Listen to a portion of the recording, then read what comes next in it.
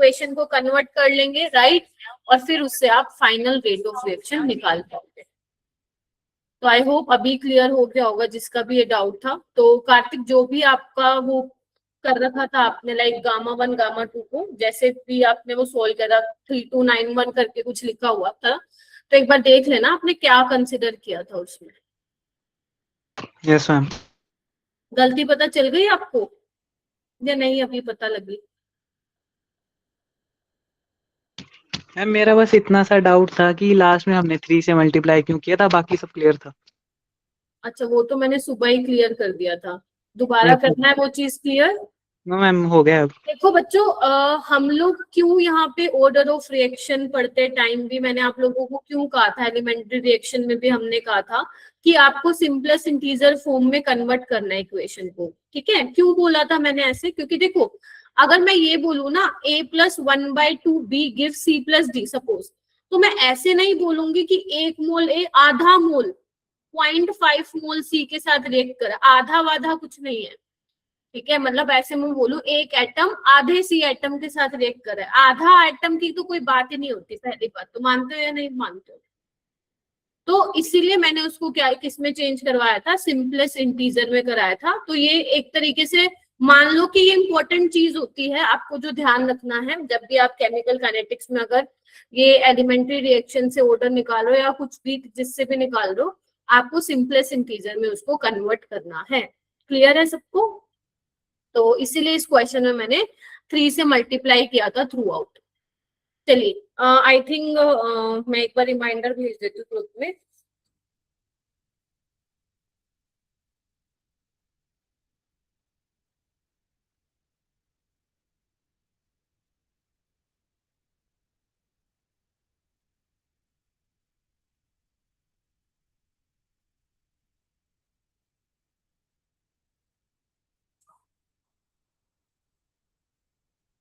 ठीक है,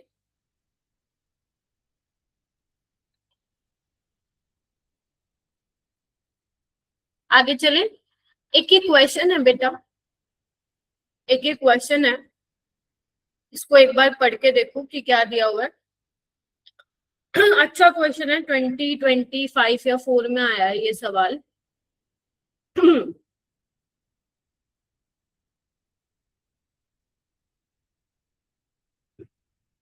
consider the following single step reaction.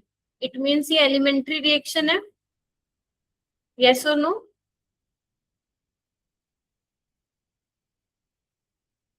Gaseous phase में दिया हुआ है, देख पा रहे हो, एंड कांस्टेंट टेम्परेचर है। तो आपको क्या बोला है, जो इनिशियल रेट है रिएक्शन का वो कितना रिकॉर्ड किया गया है, R1। कब? जब रिएक्शन स्टार्ट हुई है 1.5 atm प्रेशर ऑफ ए से और 0.7 atm प्रेशर ऑफ बी से, राइट? तो मैं कैसे लिखूंगी कि मेरे पास 2a + b गिव c है, तो जब तक मेरी रिएक्शन स्टार्ट नहीं हुई थी मेरा ए का प्रेशर कितना था, 1.5 atm था, और बी का जो प्रेशर था that was 0.7। Is that clear? C तो नहीं बना होगा तब तक क्योंकि रिएक्शन ही नहीं चालू हुई, टाइम ही आगे नहीं बढ़ा, ठीक है? लेकिन जब मेरा टाइम आगे बीतेगा, टाइम किसी टी सेकंड पे मान लो, तो मेरा कुछ ना कुछ 1.5 से कम होगा, तो लेट से 1.5 में से मेरा 2x चला गया, 2x इतना रिएक्ट हो गया, तो बचा कितना, 1.5 माइनस 2x। तो अब देखो 2 मोल ए 1 मोल बी के साथ रिएक्ट कर रहे हैं, तो जब यहाँ से 2x जाएगा ये कितना जाएगा, x जाएगा, हाँ या ना? और 2 मोल ए से 1 मोल सी बन रहा है, या बी 1 मोल बी से 1 मोल सी बन रहा है, तो अगर बी का x जाएगा तो सी का कितना बनेगा, x बनेगा। यस और नो? क्या ये बात क्लियर हुई तुम लोगों को? ठीक है। सो जो ये वाला है, जब टाइम t 0 था, जब फिर से सुन, मैं बार बार रिपीट नहीं करूंगी, जब तुम्हारा रिएक्शन का रेट R1 था, कब? जब रिएक्शन स्टार्ट नहीं हुई थी, तो इसका रेट कैसे लिखोगे, ऐसे ही लिखोगे ना, a का स्क्वायर b, यस और नो? या you can also right in terms of partial pressure. तो R1 क्या होगा, k, कंसंट कितना है, प्रेशर कितना है, 1.5 का स्क्वायर, इसको मैं ऐसे भी लिख सकती हूँ 0.7, ठीक है? अच्छा, अब एक बात बताओ, जब आपका कुछ टाइम बाद जो रेट हुआ वो कितना रिकॉर्ड हुआ, R2, when pressure of C becomes 0.5, इसका मतलब क्या हुआ यहाँ पे, सी का प्रेशर 0.5 होगा। कैन आई राइट x 0.5 हो चुका है, बताइए।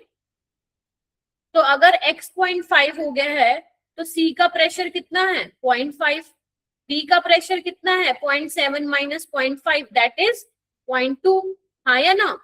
और ए का प्रेशर कितना हो जाएगा बताओ, 1 1.5 माइनस 2 इंटू 0.5, तो ये कितना हो जाएगा आपका 1.5 माइनस 1 आ जाएगा ये तो अपना, तो ये आ जाएगा 0.5, यस और नो, हाँ या ना। चलो मैम ठीक है, तो R2 कैसे लिखोगे, के पार्शियल प्रेशर ए का स्क्वायर लिख लो, मैं ऐसे लिख रही हूं, और बी कितना है बेटा ए, देखना ए कितना है 0.5, तो 0.5 का स्क्वायर, और बी कितना है 0.2, तो आपके पास R1 आ गया R2 आ गया, आपको निकालना क्या, रेशियो निकालना, डिवाइड कर दूं, तो k तो कैंसिल हो जाएगा, 1.5 का स्क्वायर इंटू 0.7, 0.5 का स्क्वायर इंटू 0.2, तो बस आपको क्या करना है, इसको सोल्व करना है। सोल्व करेंगे सभी बच्चे,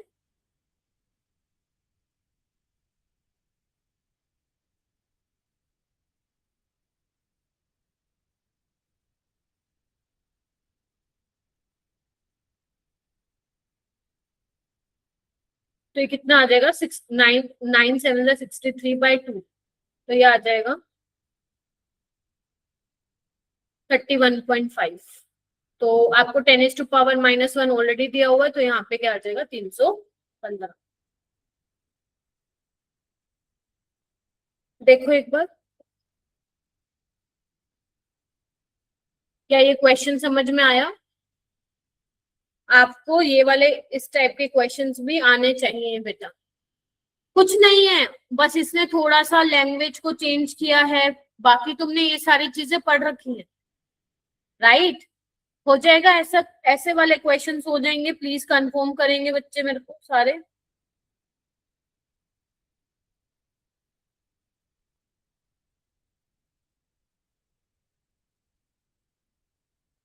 डन, चलिए आइए, हाँ बोलो बेटा, समवन रेज योर हैंड, बोलो बोलो बोलो। चलो आगे आते हैं। अच्छा हमने कल क्या कर लिया था, याद है ना, तो कल हमने ऑर्डर ऑफ रिएक्शन पढ़ा था, राइट, और हमने देखा था जो आप एक्सपेरिमेंटल लॉ लिखते हो उसमें क्या करते हो, जो रेट ऑफ रिएक्शन है उसको कैसे लिखते हो, इस तरीके से लिखते हो, कंसंट्रेशन ऑफ रिएक्टेंट को आप बेसिकली दिखाते हो। तो लेट्स से कि मैंने कोई भी रिएक्शन ले ली, A plus B gives product, तो आप जो इनकी पावर लेते हो वो कोई भी हो सकती है, PQ, राइट, क्योंकि ये क्या थे हमारे पास, P क्या है पार्शियल ऑर्डर है with respect to A, and Q क्या है पार्शियल ऑर्डर है विद रिस्पेक्ट टू B। तो ये एक्सपेरिमेंटली निकल के आते हैं, आप बैलेंस्ड केमिकल इक्वेशन को देख के नहीं बता सकते हो। ओवरऑल ऑर्डर क्या था, ओवरऑल ऑर्डर था P प्लस Q था, ओवरऑल ऑर्डर क्या था P प्लस Q, ठीक है। हाँ, एलिमेंट्री रिएक्शंस के केस में जो कि सिंगल स्टेप रिएक्शंस होती थी हमारी, उस केस में तुम इक्वेशन बैलेंस केमिकल इक्वेशन को देख के बता सकते हो, क्योंकि जो उनके स्टोइचियोमेट्रिक कोएफिशिएंट होते हैं रिएक्टेंट्स के, वही उनके एक्सपेरिमेंटल ऑर्डर भी निकल के आते हैं, ठीक है। तो ये सब हमने डिस्कस किया था, कुछ क्वेश्चंस भी किए थे। अब यहाँ पे नोट करके लिखो, मैं आपको एक बहुत इंपॉर्टेंट बात बताने जा रही हूँ, जिसमें कंपटीशन क्रिएट होता है JEE के एग्जाम में, वेदर इट इज मेंस और एडवांस। देखो मैं एक बहुत सिंपल सा एक जनरल इक्वेशन ले रही हूँ, AA प्लस B, समझ लेना क्योंकि मैं बता रही हूँ एक ट्रिकी है, कहीं तुम मुझे बोलो मैं दोबारा बताओ, इसलिए मैं बहुत स्लो बता रही हूँ तुम लोगों को। C प्लस DD, ठीक है। यहाँ पे मान लो आपको दिया हुआ है या क्वेश्चन में लिखा हुआ है K क्या है, रेट कांस्टेंट है किसका, रिएक्शन का, ठीक है, rate constant of reaction, reaction का रेट कांस्टेंट है, इज दैट क्लियर। तो एक बात बताओ, अगर मुझे इस इक्वेशन के लिए रेट ऑफ रिएक्शन लिखना हो तो लिख लोगे ना, जसिका लिख लोगी, नव Kirandeep, Ritika, Jessica is in, Jessica class में है या नहीं है, यस मैम। ठीक है, ओके, ऑल राइट। तो रेट ऑफ रिएक्शन कैसे लिखूंगी मैं? -1/a dA/dt इंस्टेंटेनियस रेट की टर्म्स में लिख रही हूं मैं। इसको कैसे लिखूंगी? -1/b dB/dt। बोलो, 1/c प्रोडक्ट है तो पॉजिटिव आएगा, और 1/d dd/dt ऐसे ही लिखूंगी। बोलो। अच्छा, अगर मान लो मैं यहाँ पे ध्यान से सुनना जो मैं बोल रही हूँ, अब ये किसके बराबर होगा? रेट को हम कैसे लिख सकते हैं? ऐसे भी तो लिख सकते हैं ना, देखना ये किसके बराबर होगा? के ए की पावर सम पी और बी की पावर सम क्यू लिख सकते हो ना। अभी तो हमने कल देखा रेट को ऐसे भी लिख सकते हैं, राइट? अच्छा, एक बात बताओ, अगर मैं तुम्हें बोलूं तुम्हें रेट ऑफ रिएक्शन ए लिखना है, यानी कि रेट ऑफ डिसअपियरेंस ऑफ ए लिखना है, तो तुम क्या लिखोगे? -dA/dt ऐसे ही लिखोगे ना। और इसको क्या लिख सकते हो? के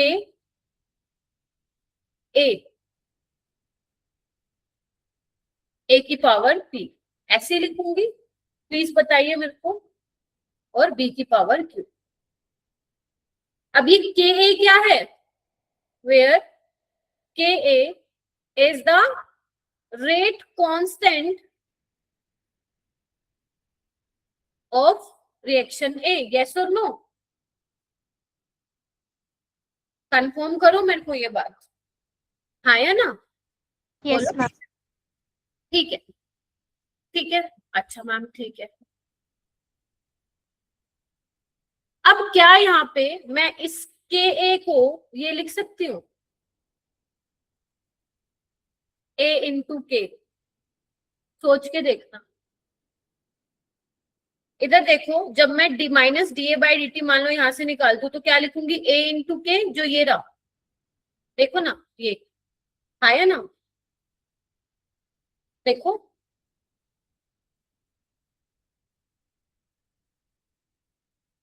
अगेन ये के क्या है? Rate constant of reaction. और ये के क्या है? रेट कांस्टेंट ऑफ रिएक्शन ए, या rate constant of disappearance of A. Yes और नो? हाँ या ना? मैं यहाँ पे लिख भी देती हूँ अगर तुम्हें कंफ्यूजन ना हो। रुको एक बार, मैम इससे हमें क्या पता चलेगा? इससे आप हमें क्या बताना चाह रही हो? बहुत इंपॉर्टेंट चीज बताने जा रही हूँ। इसको आप लिख सकते हो क्या? ए के ए की पावर पी, बी की पावर क्यू। तो के ए के लिख सकते हो आप। ऐसे ही के बी क्या आ जाएगा? इसका रेट कांस्टेंट ऑफ रिएक्शन भी कितना आ जाएगा? बी इंटू के। ऐसे ही के सी का क्या आ जाएगा? C into K. And K D क्या आ जाएगा? D into K. यस और no? Where Ka, Kb, Kc and Kd are rate constant of reaction A, B, C, D and D are respectively, and where K is rate constant of reaction. तो एक बात बताओ, यहाँ पे मेरे पास जो K होगा वो किसके बराबर आ जाएगा मैम? Ka/A, Kb/B और Kc/C और Kd/D। हाँ या ना? और यहाँ पे लिखो नोट करके, ये तुम्हें मैं भी क्वेश्चन कराऊंगी, ऐसे शायद तुम्हें लग रहा है मैम क्या बता रहे हो। ये नोट करके लिखो। Where k A, K B, K C and K D are the rate constant. Reaction का रेट कांस्टेंट है? नहीं, rate constant of reaction A, B, C and D. Yes और नो? कैपिटल लिख लो यहाँ पे, क्योंकि मैंने कैपिटल लिखा था ना। where K is the rate constant of reaction। तो यानी कि आपको पेपर में ये देखना है कि आपको क्या लिखा मिला है। अगर मान लो आपको पेपर में कुछ भी नहीं लिखा हुआ तो आप समझोगे जो रेट कांस्टेंट दिया है वो पूरी रिएक्शन का दिया। Is that clear? Is that clear? But अगर मान लो आपको स्पेशली मेंशन किया है कि भाई ये तो रेट कांस्टेंट रिएक्टेंट का है, तो वहां पे तुम्हें चेक करना पड़ेगा फिर। यस और नो? तो तुम क्या करोगे फिर, जब तुम रिएक्टेंट का तुम्हें रेट कांस्टेंट दे रखा होगा तो रिएक्शन का रेट कांस्टेंट कैसे निकालोगे, जो रिएक्टेंट का रेट कांस्टेंट है बाय स्टोइचियोमेट्रिक कोएफिशिएंट, यस और नो। ये अभी हम जीरो ऑर्डर पढ़ेंगे ना, उसमें मैं इसका एक एग्जांपल भी लेके बताऊंगी and you will get better clarity. Ma'am अच्छा इसको ऐसे यूज करना है, ठीक है। लेकिन ये बहुत बहुत बहुत ज्यादा इंपॉर्टेंट बात करता है, और ये पहले क्वेश्चन इससे रिलेटेड एडवांस में आता था, बट अब धीरे धीरे वो मेंस में भी पूछ रहे हैं। दिखाऊंगी कैसा क्वेश्चन आता है, ठीक है। लिख लिया सबने ये बात कि एक पूरे रिएक्शन का रेट कांस्टेंट वो अलग बात है, अगर किसी पर्टिकुलर रिएक्टेंट और प्रोडक्ट का रेट कांस्टेंट वो अलग बात है। दोनों सेम हो भी सकते हैं, नहीं भी हो सकते। समझ में आया? चल, अगर नहीं आया इट्स ओके, अभी आगे आ जाएगा। चल, तो हम लोग बेसिकली एलिमेंट्री रिएक्शंस के लिए हमने ऑर्डर कैलकुलेट करना सीखा था। आज हम सीखेंगे कि कॉम्प्लेक्स रिएक्शन के केस में हम ऑर्डर कैसे डिटरमाइन करते हैं। यस और नो? Yes ma'am. तो हेडिंग डालो, calculation order of different reaction, right. So अब बेसिकली तुम्हारे पास जो रिएक्शन है मेरा बेटा वो कॉम्प्लेक्स रिएक्शन है, और कॉम्प्लेक्स रिएक्शंस क्या होती हैं, वो वाली रिएक्शन जो एक स्टेप पे नहीं होती, एक से ज्यादा स्टेप में होती है। कितने स्टेप में होती है? एक से ज्यादा। एक मैं एक रिएक्शन देखती, कॉम्प्लेक्स रिएक्शन क्या होती है, जो मोर देन वन स्टेप में होती है। एलिमेंट्री रिएक्शन क्या थी, that was occur in single step only, ठीक है। जैसे एक एग्जांपल मैं लेके बताती हूँ। सपोज आपके पास एक रिएक्शन है A + 2B गिव C, ठीक है। जब तक आपको पेपर में नहीं मेंशन हो कि एलिमेंट्री रिएक्शन, आप क्या कंसिडर करोगे? कॉम्प्लेक्स रिएक्शन कंसिडर करोगे। यस और नो? अब जो ये रिएक्शन है बेटा, ये एक स्टेप में नहीं हुई है, ये एक से ज्यादा स्टेप में हुई है। जैसे अगर मैं इसका स्टेप 1 लिखूं तो मान लो A जो है B के साथ रिएक्ट करके D बना रहा है, और स्टेप 2 में जो D है वो B के साथ रिएक्ट करके C बना रहा है। तो फाइनल इक्वेशन क्या बनेगी? A + 2B give C। Yes और नो? ये स्टेप 1 है, ये स्टेप 2 है। यस और नो? यानी कि ये वाली रिएक्शन एक स्टेप में नहीं हुई है, इसको बोलते हैं हम कॉम्प्लेक्स रिएक्शन। और इसमें एक एटलीस्ट वन इंटरमीडिएट होता है। इंटरमीडिएट का मतलब इधर A + B जो बना वो D है। फर्स्ट स्टेप के लिए D क्या है? प्रोडक्ट की तरह काम कर रहा है। सेकेंड स्टेप में D किसकी तरह बिहेव कर रहा है? रिएक्टेंट की तरह काम कर रहा है। इसी को हम क्या बोलेंगे? इंटरमीडिएट। जो एक स्टेप पे प्रोडक्ट की तरह काम कर रहा है और दूसरे स्टेप पे वो रिएक्टेंट की तरह काम कर रहा है। यस और नो? ठीक है, हो गया। तो मैम अब कॉम्प्लेक्स रिएक्शन में हम ऑर्डर कैसे लिखेंगे? देखो, अब जो स्टेप हो रहा है, देखो जब कोई रिएक्शन हो रही होती है, ये तुम ऑर्गेनिक में ज्यादा बेटर सीखोगे। जब कोई रिएक्शन हो रही होती है तो कोई स्टेप स्लो होता है, कोई स्टेप फास्ट होता है। इसका एक एग्जांपल देती हूँ। मान लो कोई एक फैक्ट्री है, वहां पे 4 कंपार्टमेंट्स बने हुए हैं, और वहां पे बेसिकली कोई लेट्स से कोई साइकिल बन रही है, ठीक है। और हर कंपार्टमेंट में कुछ ना कुछ साइकिल का पार्ट तैयार हो रहा है। सपोज 3 कंपार्टमेंट है, इसमें मान लो हैंडल वाला काम चल रहा है, ठीक है, इसमें टायर वाला काम चल रहा है, इसमें ब्रेक्स लग रही हैं, कुछ इस तरीके से मान लो 3 कंपार्टमेंट है। यस और नो? अब मान लो ये वाला जो कंपार्टमेंट है ये काम खत्म करता है अपना 1 दिन में, ये काम करता है खत्म मान लो 2 दिन लगा देता है, और ये काम खत्म कर रहा है अपना 3 दिन में। हाँ या ना? अब एक बात बताओ, साइकिल बनके कब तैयार होगी, किस पे डिपेंड कर रहा है? मैम जो ये 3 दिन लगा रहा है, क्योंकि भाई अगर ये नहीं ब्रेक लगाएगा तो भाई साइकिल तो कंप्लीट ही नहीं होगी मेरी। यस और नो? तो यानी कि जो कंपार्टमेंट थर्ड वाला है उसके ऊपर डिपेंड करेगा ना कितने दिन में साइकिल रेडी होगी, क्योंकि वो सबसे ज्यादा टाइम लगा रहा है। जब तक उसका काम नहीं होगा बेशक ही पहले करके बैठ जाए, हो जाएगा। तो इसका मतलब क्या हुआ कि जो स्लो चल रहा है वो डिसाइड करेगा कि साइकिल कब बनेगी। सेम इसमें भी यही होता है। सपोज आपके पास ये स्लो स्टेप है, या मान लेते हैं ये फास्ट स्टेप है, ये स्लो स्टेप है, तो स्लो स्टेप रेट को डिटरमाइन करेगा।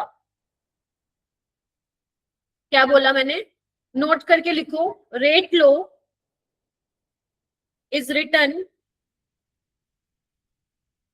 From the slowest step, yes और नो?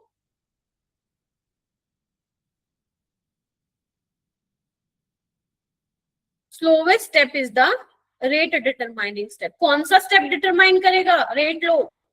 किसको देख के बताओगे? स्लोवेस्ट स्टेप को, यस और no?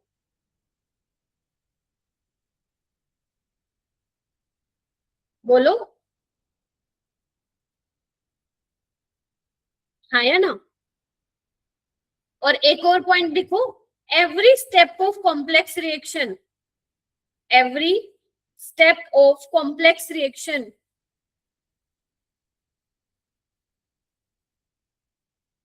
is an elementary reaction। Ma'am ये क्या बोल दिया? सही तो बोला है।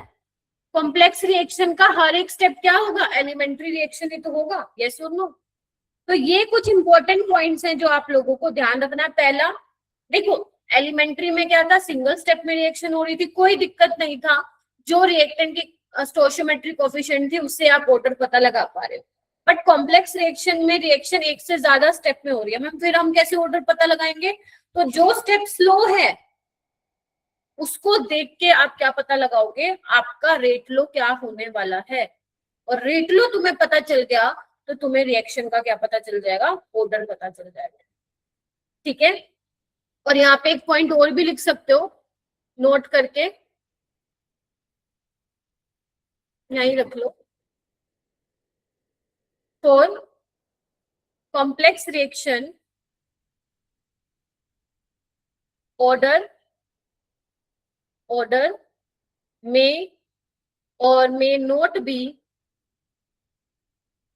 equal to stoichiometric coefficient। बात ठीक नहीं है? बोलो।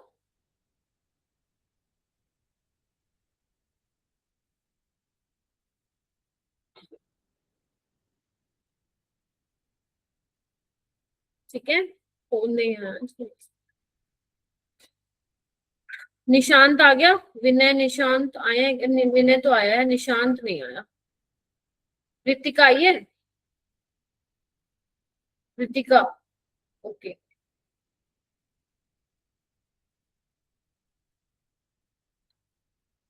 हाँ रितिका, ठीक है।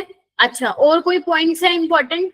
राइट, देखो ये मैंने आपको ऑलरेडी बता दिया, each step of a complex reaction is an elementary reaction. ठीक है, तो इन्होंने एक कॉम्प्लेक्स रिएक्शन का एग्जांपल लिया है, जैसे A B B gives product, right? तो अब रेट कैसे लिखोगे? हमें नहीं पता ना ऑर्डर क्या है, तो we can write X Y, yes और नो? तो यहाँ पे क्या हो सकता है? एक्स ए के बराबर हो भी सकता है, नहीं भी हो सकता, राइट? वाई बी के बराबर हो भी सकता और नहीं भी हो सकता। ये सारी पॉसिबिलिटीज हैं according to experimental data. But in case of elementary reaction याद करो, but remember in case of elementary reaction can I write कि जो x होगा वही a होगा और y होगा वही b होगा? बताइए।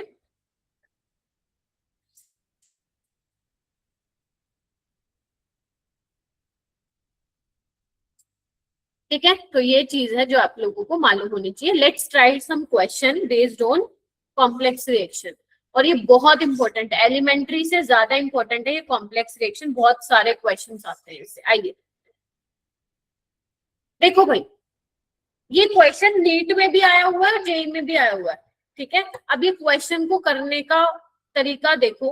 पहले तुम तरीका देखो कैसे होगा, फिर जो नेक्स्ट क्वेश्चन मैं आप लोगों को दूंगी ये वाला, वो आप खुद करेंगे। ठीक है, तो एक मैं करवाऊंगी, एक तुम। तो आप देखो, आपको ये कोई हाइपोथेटिकल कोई भी एमी कोई जनरल एक रिएक्शन दी हुई है। ठीक है, क्या इसने मेंशन किया हुआ है कि दिस इज एलिमेंट्री रिएक्शन? नहीं मैम, तो it mean this is a complex reaction. क्या ये क्लियर का?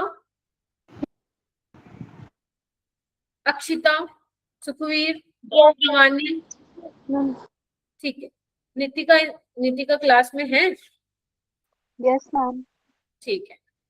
अच्छा, अब ध्यान से सुनो, अगर ये कॉम्प्लेक्स रिएक्शन है तो इसका मतलब ये एक से ज्यादा स्टेप में हुई है। तो इन्होंने कुछ स्टेप्स लिखे हुए हैं, जैसे फर्स्ट स्टेप जो हुआ है वो फास्ट है, जो सेकेंड स्टेप है वो स्लो है, यहाँ पे एरो आएगा और यहाँ पे इस तरीके से रिवर्सिबल वाला साइन है, ठीक है। और ये वाला स्टेप जो है वो फास्ट है। कौन से वाला? लास्ट वाला। तो मैंने तुम्हें अभी थोड़ी देर पहले ही बताया, 2 मिनट पहले, कि slowest step is the rate determining step. Yes और नो?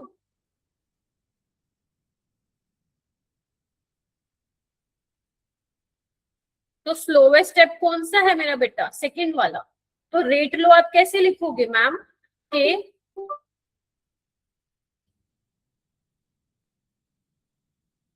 अरे इसको क्या हुआ? हाँ, रेट x की पावर 1, मतलब x के रिस्पेक्ट में ऑर्डर 1 है और y2 1। यस और नो? और तुम क्या बोलोगे मैम? आंसर 2 होगा, जो कि गलत है रितिका जी, बिकॉज आप लोग पूरा बिना सुने ही आंसर बता दे रहे हो, राइट। अब देखो यहाँ पे, जो यहाँ पे बेटा मैंने जो यहाँ पे y2 लिखा है, एक बार देखना, y2 और x, अगर तुम ध्यान से देखो तो x जो है वो पहली रिएक्शन में प्रोडक्ट की तरह काम कर रहा था, सेकेंड स्टेप में वो किसकी तरह काम कर रहा है? रिएक्टेंट की तरह। तो यहाँ पे हमारा x क्या है? Here x is an intermediate. Yes और नो? प्लीज बताइए। तो मेरी बात ध्यान से सुनो, बड़े बड़े शब्दों में लिख लो, बड़े बड़े शब्दों में लिख लो। रेट लो में इंटरमीडिएट की कंसंट्रेशन नहीं दिखाते हैं भाई, इंटरमीडिएट की कंसंट्रेशन नहीं दिखानी है।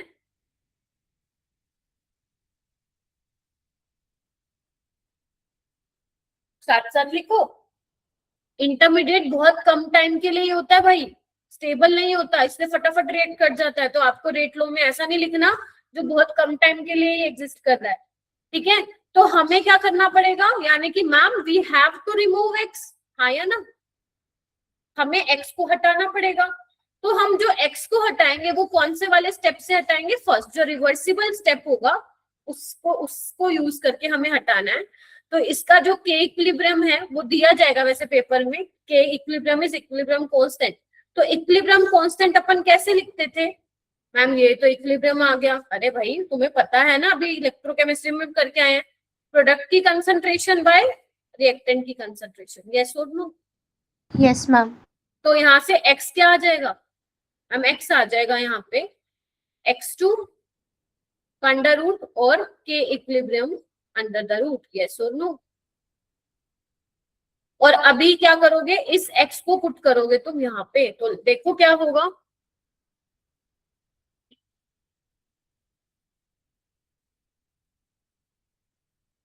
देखो मेरा बेटा, जो रेट होगा वो क्या होगा? k तो लिखो, x क्या है अब? मैम x2 की पावर 1/2 और k इक्विलिब्रियम की पावर 1/2 एंड y2 यस और नो की पावर 1, ऐसे लिखोगे? हाँ मैम। अब देखो k भी कांस्टेंट है, रेट कांस्टेंट, k इक्विलिब्रियम भी इक्विलिब्रियम कांस्टेंट है, तो दोनों ही कांस्टेंट है। इसको साइड में ले जाओ, देखो इसको मैं साइड में ले जाऊं, इसी स्टेप में करके दिखा देती हूँ, तुम अलग से लिख लेना। देख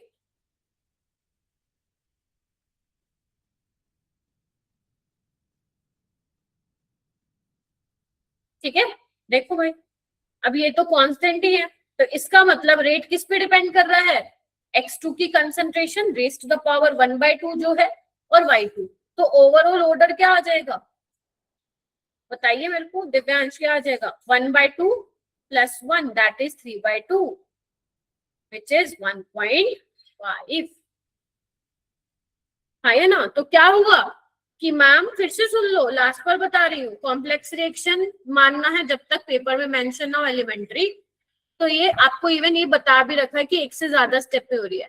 तो स्लो स्टेप लिखना है पहले आपको रेट डिटरमाइनिंग, फिर आपको चेक करना है दूसरा स्टेप कि कहीं इंटरमीडिएट तो नहीं आ गया रेट लो में। अगर आ गया है तो हटाओ उसको। हटाओगे कैसे? बाय यूजिंग रिवर्सिबल वाला स्टेप से हटाओगे।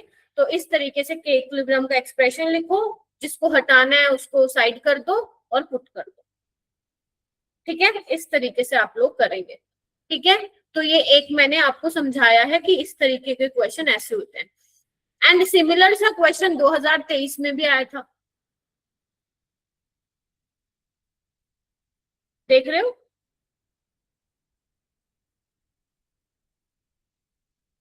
इसको करोगे तुम, ट्राई करो खुद से, ऊपर वाले की तरह हेल्प ले लेना इसको बेशक। हाँ जरीश। मैम ऊपर वाले रिएक्शन में आपने ये कैसे बताया था कि एक्स इंटरमीडिएट है?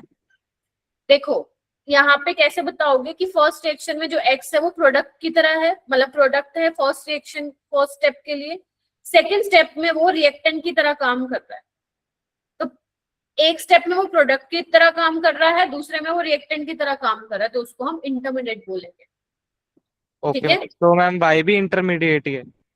कहाँ पे मेरा बेटा? वाई जैसे पहले सेकंड में प्रोडक्ट है, फिर थर्ड में वो रिएक्टेंट है। नहीं नहीं, आप जो रेट डिटरमाइन करते हो वो स्लो स्टेप से करते हो। ठीक है, यस मैम। तो जब स्लो स्टेप में जो रेट लिखते हो ना, उसमें आपको चेक करना है इंटरमीडिएट कौन है कौन नहीं।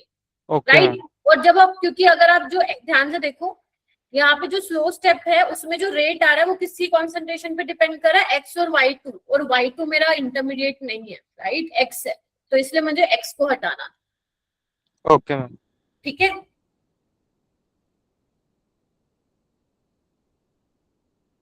नो डाउट सेकंड में वाई प्रोडक्ट है, थर्ड में वाई रिएक्टेंट है, बट हमें सिर्फ स्लो स्टेप से काम है बस। Yes Jessica.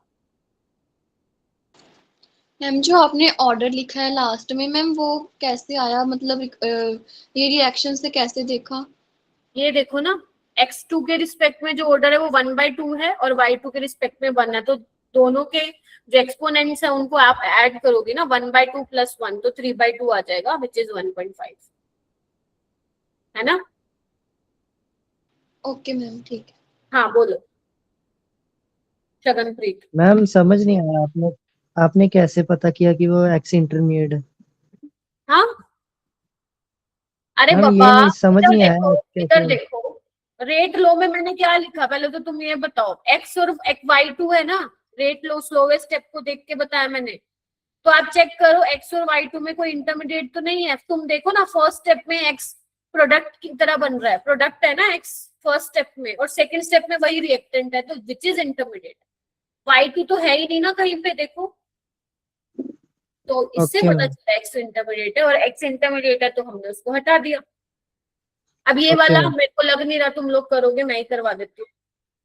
देखो आपको फिर से समझ लो, नहीं आया तो ऊपर वाला आपको रिएक्शन दे रखी है, जब तक कुछ मेंशन नहीं हो तो क्या कंसिडर करोगे? Complex reaction. फिर देख लो अगेन, क्योंकि लास्ट बार है, उसके बाद नहीं समझाऊंगी, इसके बाद सिर्फ क्वेश्चन मिलेंगे। तो ये 2 स्टेप में हो रही है रिएक्शन, पहला स्टेप फास्ट है, दूसरा स्टेप स्लो है। ओवरऑल ऑर्डर बताना है, तो स्लोवेस्ट स्टेप रेट डिटरमाइन करेगी, तो स्लो स्टेप को देख के रेट लिखोगे। बताओ हाँ या ना? हरनूर क्लियर है? Yes ma'am. ठीक है, अब देखो इनमें से कोई इंटरमीडिएट है क्या, चेक करके बताओ मेरे को, जल्दी बताओ। NOBr2। NOPR2। तो हटाओ इसको, कैसे हटाओगे? फास्ट रिएक्शन वाला देखो स्टेप के इक्विलिब्रियम क्या होगा, NOBr2 की कंसंट्रेशन यानी कि प्रोडक्ट बाय रिएक्टेंट की कंसंट्रेशन, यस और नो? अब यहाँ से NOBr2 की कंसंट्रेशन निकाल लो, कितनी हो जाएगी के इक्विलिब्रियम NOBr2, बस पुट कर दो इसको यहाँ पे, करती कितनी आ रही है?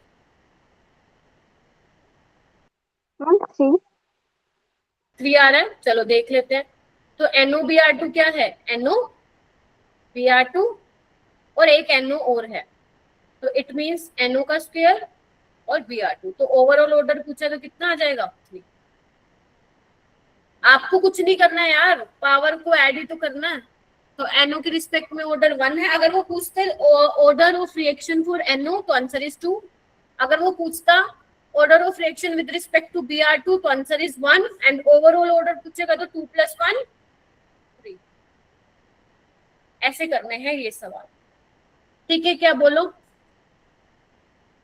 बस नहीं समझ में आया दोबारा रिकॉर्डिंग देख लेना। चलो आ जाओ, क्योंकि इससे ज्यादा स्लो नहीं बता सकती मैं। मोलिकुलैरिटी, अब ये मोलिकुलैरिटी क्या होती है बेटा?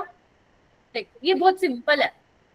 तो यहाँ पे क्या है, मोलिकुलैरिटी एक थ्योरेटिकल कंसेप्ट होता है जो सिर्फ एलिमेंट्री रिएक्शंस के लिए आप डिफाइन करते हो।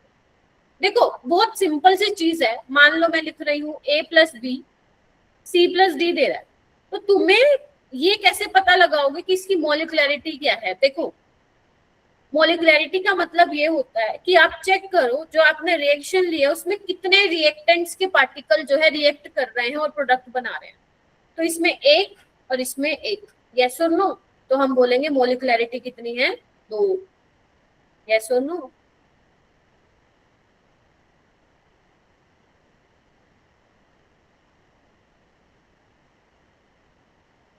टू है। अगर मान लो तुम्हें ये लिखा मिले तो क्या बोलोगे? मोलिकुलैरिटी कितनी है? एक का रिएक्ट कर रहा है रिएक्टेंट और 2 ये, तो मोलिकुलैरिटी कितनी हो गई? 3 हो गई। 3।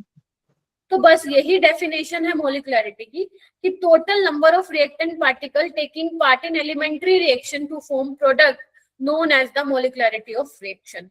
तो ये तो डेफिनेशन हो गई। जो इम्पोर्टेंट पॉइंट तुम्हें ध्यान रखना है वो, डोंट वरी टाइम दूंगी लिखने के लिए। जैसे हमने देखा था ऑर्डर ऑफ रिएक्शन में कि ऑर्डर आपका फ्रैक्शनल हो सकता है, 0 हो सकता है, नेगेटिव हो सकता है, पॉजिटिव तो हो ही सकता है, इंटीजर हो सकता है, राइट? लेकिन मोलिकुलैरिटी के साथ ऐसा नहीं है, ना वो नेगेटिव हो सकती है, ना वो 0 हो सकती है, ना ही वो फ्रैक्शनल हो सकती है, वो सिर्फ पॉजिटिव इंटीजर होगी। यस और नो? अगर तुम्हारे पास मान लो A + 1/2B तुम C प्रोडक्ट बना रहे हो और तुम कहोगे मैम आ तो गई फ्रैक्शनल मोलिकुलैरिटी 3/2, नहीं, इसमें नहीं लिखना, सिंपलेस्ट इंटीजर में कन्वर्ट करना है, यानी कि ऐसे, ठीक है? तो ध्यान रखना जो मोलिकुलैरिटी है वो फ्रैक्शनल में नहीं, नेगेटिव में नहीं, 0 नहीं होती, पॉजिटिव इंटीजर ही होगी, and it is only defined for elementary reaction. Yes और नो? कॉम्प्लेक्स रिएक्शन के लिए इसका कोई सिग्निफिकेंस नहीं होता है। लिखू ये बात, लिख लेती हूँ।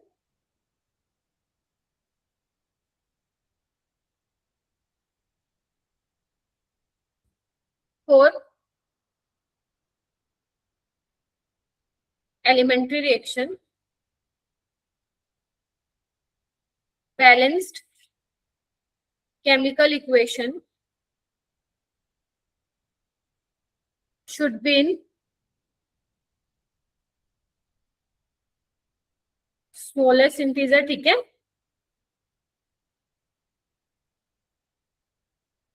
फॉर कॉम्प्लेक्स रिएक्शन बता रही हूँ अभी, for complex reaction there is no significance of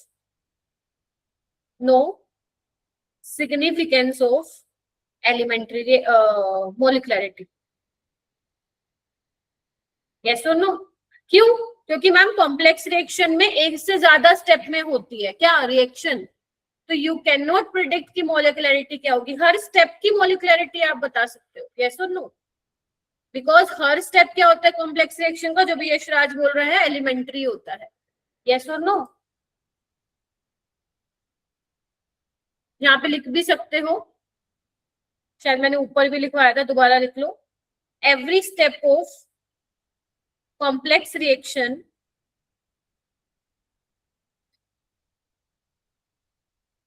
is an elementary reaction, ठीक है? बोलो भाई। तो उसके लिए आप मोलिकुलैरिटी बता सकते हो। एक पॉइंट और लिखो, फॉर एलिमेंट्री रिएक्शन, ये इंपॉर्टेंट पॉइंट्स हैं, molecularity is equal to order of reaction. Yes और नो? एग्री करेंगे? जितने बच्चे एग्री करेंगे हैंड रेज करो।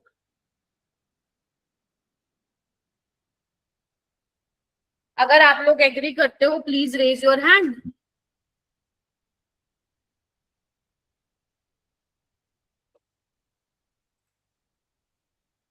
क्योंकि एलिमेंट्री रिएक्शन में आप स्टोइशियोमेट्रिक कोफिशिएंट देख के बता दोगे ऑर्डर, और मोलिकुलैरिटी भी तो आप वही कर रहे हो।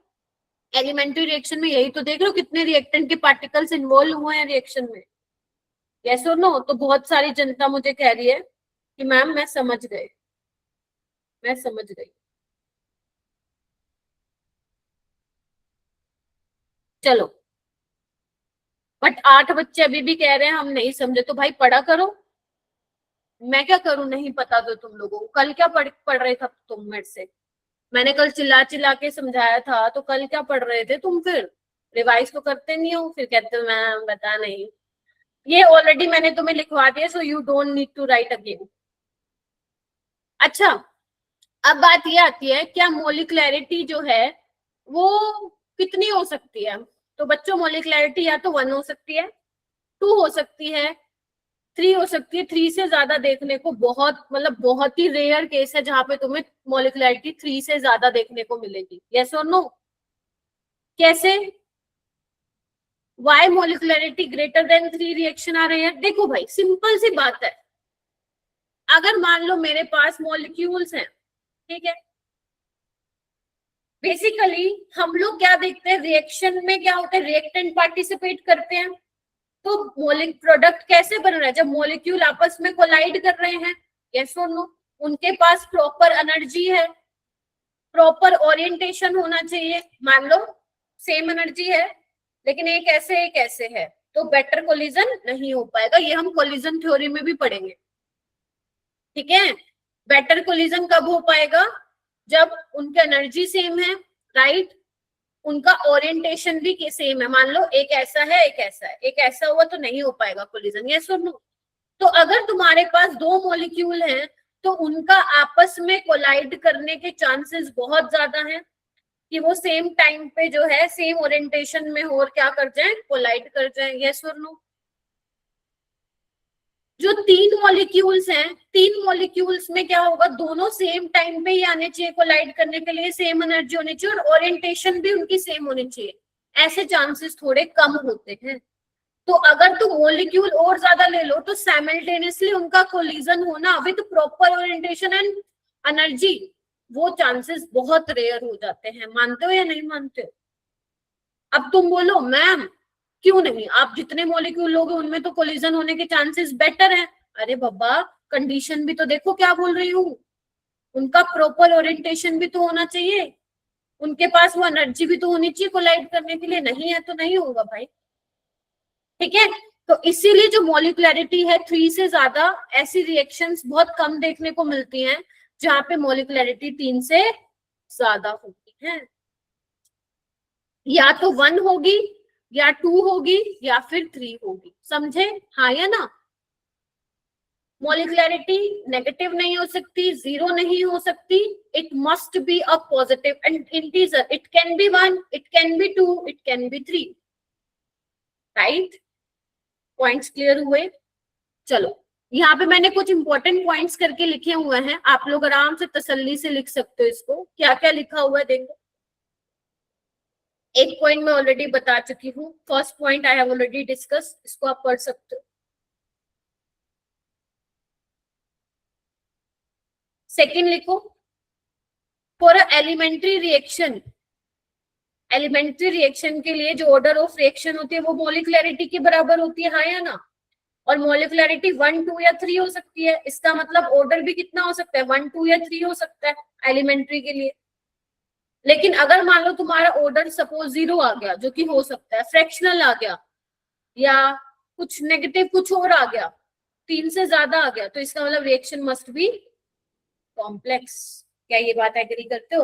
ये बात पता सबको है, बट ये नोट करके लिखो क्योंकि भूल जाओगे तो मुझे मालूम है। लवप्रीत नहीं आई है ना आज?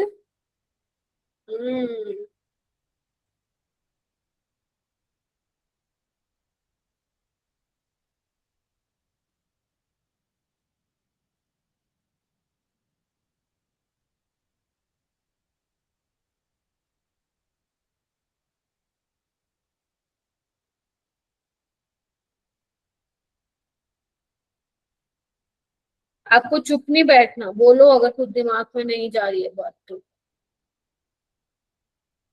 ये ऑलरेडी वैसे जो पॉइंट लिखवा चुकी हूँ वो लिखने की जरूरत नहीं है।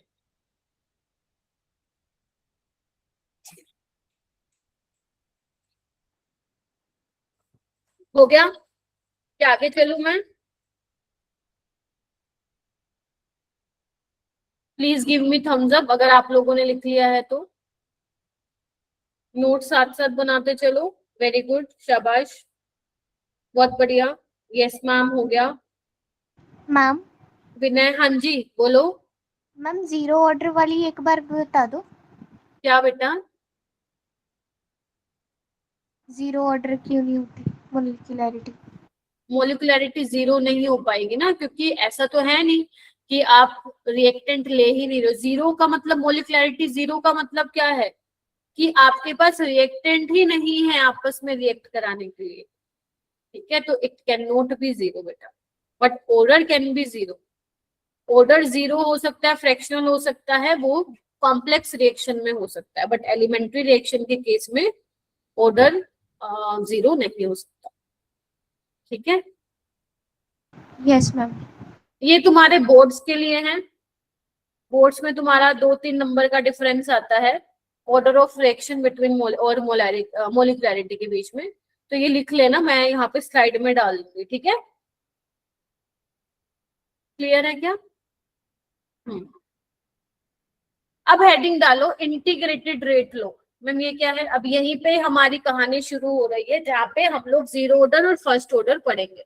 आज का टॉपिक जीरो ऑर्डर रहेगा, नेक्स्ट क्लास में we will discuss first order. देखो इंटीग्रेटेड रेट लो क्या है।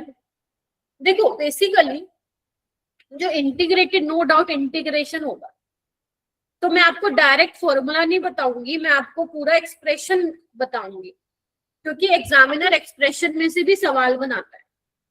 तो ऐसा तो नहीं है ना आपको डायरेक्ट रिजल्ट सुनना है, बताओ, क्योंकि डायरेक्ट रिजल्ट सुनने से आप माथा पकड़ लोगे और क्लास छोड़ के भाग जाओगे मेरी, जो मैं चाहती हूँ। तो जब आप इंटीग्रेटेड रेट लो पढ़ोगे ना मेरा बेटा, तो उसमें बेसिकली क्या देखोगे, जो एक्सप्रेशन निकल के आएगा वो किसके बीच में निकल के आएगा? रिएक्टेंट की कॉन्सेंट्रेशन और टाइम, इनके बीच में एक्सप्रेशन निकल के आएगा। ठीक है, तो मैं थोड़ा सा आपको पहले बता देती हूँ क्या क्या टर्म्स आप लोग पढ़ोगे उसमें। तो मान लो लेट्स से तुम्हारे पास एक सिंपल रिएक्शन ले रही हूँ, ए से प्रोडक्ट बन रहा है। ठीक है,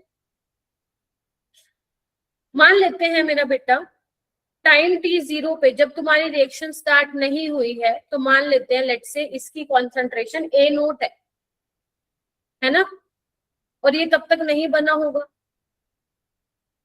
कुछ टाइम बाद, सपोज t सेकेंड्स बाद, इसमें से कुछ गया होगा, मान लेते हैं इसमें से x गया होगा। तो जितना गया है मतलब x क्या है, जितना अमाउंट रिएक्टेंट का रिएक्ट कर गया उतना ही प्रोडक्ट बनेगा, हाँ या ना? ठीक है, ऐसे ही तुम ये मोल्स की टर्म में भी लिख सकते हो। मान लो ए तुम्हारे इनिशियल मोल्स है, और कुछ टाइम बाद जो रिएक्टेंट रह जाएगा वो ए नोट माइनस एक्स होगा। मोल्स की टर्म में you can say A minus x. तो यहाँ पे आप लिखेंगे कि ए नोट है क्या? ए नोट होता है, जो मैं बेसिकली जो मैं यहाँ पे टर्म डिनोट करूंगी वो मैं आपको बता दूं, ताकि आपको आगे लगे ना मैम ये ए नोट क्या है। तो ए नोट है इनिशियल कंसंट्रेशन ऑफ रिएक्टेंट। ठीक है जी, यस और नो? और एक्स क्या है? Amount of reactant react at time T, yes और नो? यही तो है। और ए नोट माइनस एक्स क्या है, जिसको मैं क्या लिख सकती हूँ? एटी भी लिख सकती हूँ। ये क्या है? Amount of reactant, amount of reactant जो बच गई left at time T, yes और नो? तो ये टर्म्स आप पढ़ोगे, ए नोट, एटी, ए नोट माइनस एक्स। और ए क्या है? इनिशियल मोल रिएक्टेंट के, ए माइनस एक्स क्या हो जाएगा? Moles of reactant left at time T. ठीक है, तो इस तरीके से आप चीजें पढ़ने वाले। यस और नो? कंसंट्रेट, आप बेसिकली इसको कंसंट्रेशन की टर्म्स में लिख सकते हो, मतलब मोलारिटी की टर्म्स में लिख सकते हो, मोल्स की टर्म में लिख सकते हो, प्रेशर की टर्म्स में भी लिख सकते हो, है ना, बताया था नहीं मैंने, मोलारिटी की टर्म्स में लिख लो, मोल्स की टर्म में लिख सकते हो और प्रेशर की टर्म्स में भी लिख सकते हो। आजकल इस पे ज्यादा सवाल आ रहे हैं जेईई में, वो हम आगे पढ़ेंगे, ठीक है। तो एक तो ये है। अब इंटीग्रेटेड मतलब मैम इंटीग्रेशन तो कराओगे ना आप, हाँ, जब मैं अभी तुम्हें जीरो ऑर्डर पढ़ाने जाऊंगी ना तो वहां पे एक्सप्रेशन में मैं आपको बताऊंगी। एक टर्म आती है बेटा डिग्री ऑफ कंप्लीशन, कंप्लीशन इसको हम अल्फा से दिखाते हैं मैम, ये तो डिसोसिएशन होता था ना, हाँ, बट केमिकल काइनेटिक्स में हम अल्फा को डिग्री ऑफ कंप्लीशन भी बोल देते हैं, ठीक है। कंप्लीशन का मतलब कितनी रिएक्शन कंप्लीट हो गई, कितना कंप्लीट हो गया, ये सुनो। तो अल्फा क्या होगा खुद सोचो, इनिशियल अमाउंट तुमने कितना लिया था रिएक्टेंट का, बेटा इसमें बहुत लिखना है, मुझे भी और तुम्हें भी, और क्वेश्चन में बड़े सारे आएंगे, राइट। तो कितना इनिशियल अमाउंट तुमने लिया था रिएक्टेंट का, उसमें से कितना रिएक्ट कर गया, वही तो आएगा डिग्री ऑफ कंप्लीशन, बोलो। Yes ma'am.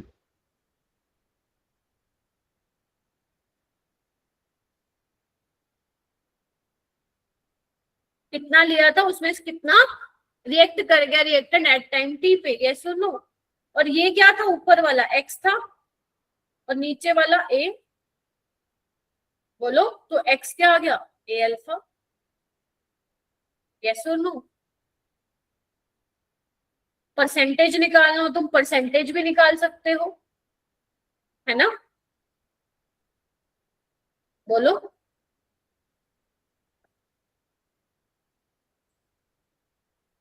हो जाएगा।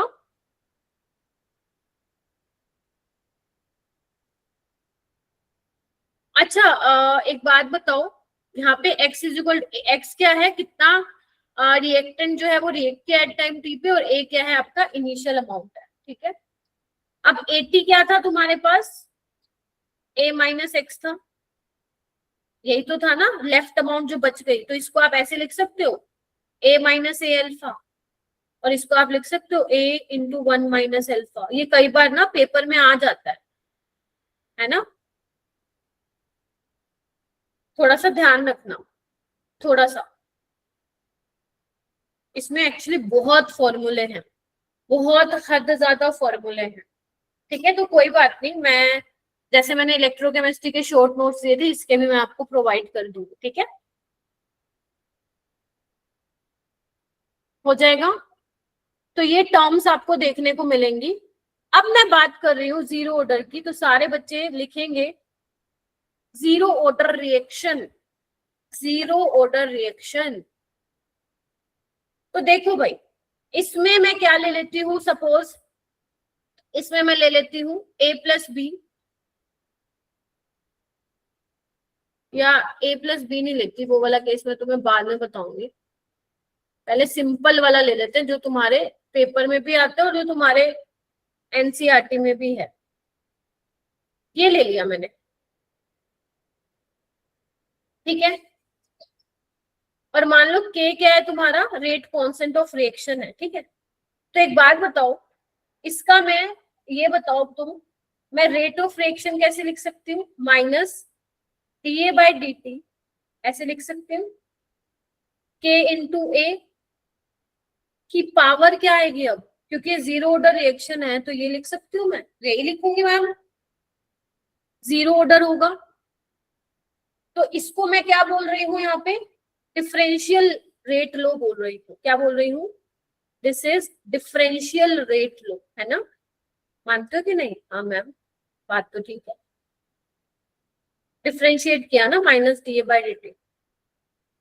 अब क्योंकि इसकी कॉन्सेंट्रेशन की पावर जीरो है, इट मींस जो minus d A by d T है वो तो कांस्टेंट हो गया ना, के बराबर हो गया, कंफर्म करेंगे सारे बच्चे, यस और नो, हाँ मैम। तो एक बार बताओ, अगेन मैं लिख रही हूँ, स्टार्टिंग में जब टाइम टी जीरो था तो मान लेते हैं ये कितना था, ए मान लो, ए था, यस और नो। और ये 0 था, कुछ टाइम बाद इसमें से कुछ गया होगा, मान लेते हैं x गया होगा तो ये x बना होगा, प्लीज बताइए मुझे। हाँ मैम ठीक बात है।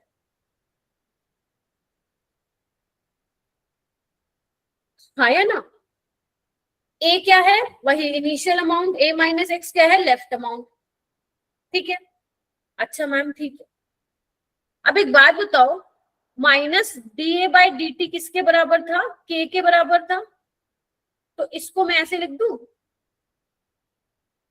k D T. Yes ma'am. ठीक है मैम। अब मैं क्या करती हूँ, इसको इंटीग्रेट कर देती हूँ। यस और नो? तो टाइम जब तुम्हारा 0 था, कंसंट्रेशन कितनी लूँ? ये तो मोल की टर्म्स में ले लिया, मान लो ए नोट ले लूं, क्योंकि ए नोट मैंने बताया ना ये ए ही है ना? या तो तुम एक काम करो, ए को तुम यही बोल दो, this is initial concentration of reactant, तो ये ए नोट हो गया। ठीक है, तो आप ऐसे बोलो। जब टाइम टी था तो ये कितना रह गया? a minus x. इसको मैं 80 लिख दूं, अभी बताया था तुम्हें, 80 इज a माइनस एक्स। हाँ या ना? बोलो। Yes ma'am. अब तुम्हें क्या करना है? इंटीग्रेशन करना है। यहाँ पे कर दूं नीचे, देखना क्या होगा। लिमिट a नोट से 80 इज इक्वल टू माइनस के टी हो जाएगा ये। तो 80 माइनस ए नोट माइनस के टी। यस और नो? के क्या है? Rate constant of reaction. तो 80 को क्या लिख सकती हूँ? माइनस के टी प्लस ए नोट। यस और नो? प्लीज बताएंगे मेरे को। Yes ma'am. तो यही है Ramban formula for zero order reaction. यही क्या है? इंटीग्रेटेड रेट लो। किसके लिए? For zero order reaction. Yes और नो?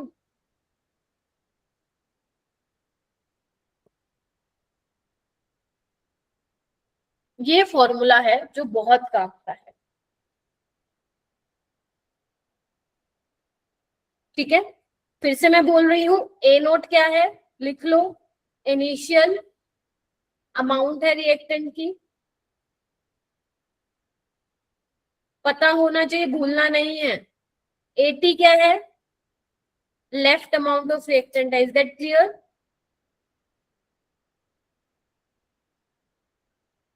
हाँ जी बोलिए। के क्या है? Rate constant of reaction. आप मुझे ये बताओ, अगर मैं यहाँ पे इधर आना एक बार, अगर मैं बोलूं कि मेरे पास रेट कांस्टेंट ऑफ ए है, मैं क्या बोल गई? अगर मेरे पास रेट कांस्टेंट ऑफ ए है और K rate constant of reaction है, are they equal? Yes ma'am. क्यों? स्टोइचियोमेट्रिक कोएफिशिएंट क्या है? 1 है। यस और नो? तो जब आप सिंपलेस्ट फॉर्म ले रहे हो जीरो ऑर्डर की, जिसमें रिएक्टेंट का स्टोइचियोमेट्रिक कोएफिशिएंट 1 है, तो उसमें जो रिएक्टेंट का रेट कांस्टेंट होगा वही आपका रिएक्शन का रेट कांस्टेंट होगा। याद आ रहा है? अभी मैं आप एक ऐसा भी केस लूंगी, तुम्हारे दिमाग में आ सकता है, मैम अगर 2A ले ले तो?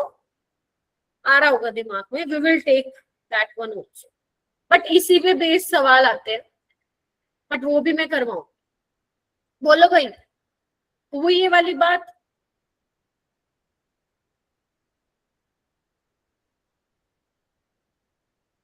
अच्छा, अगर मान लो मैं यहाँ पे ले लेती हूँ, सपोज एक और केस ले लेती हूँ, यहाँ पे मैं ये ले लेती हूँ। ठीक है,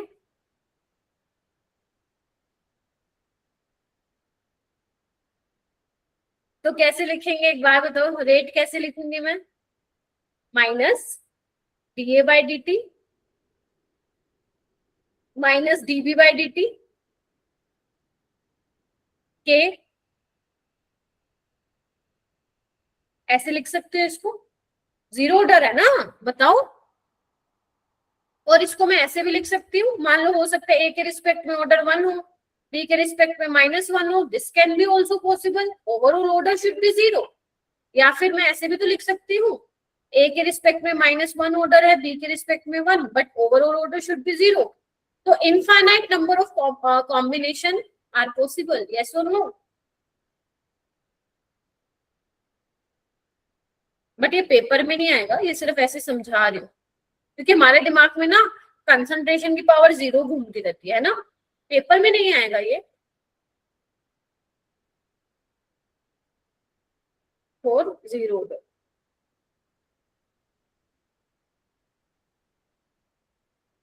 ठीक है, लिखो इसको, फिर आगे चलेंगे.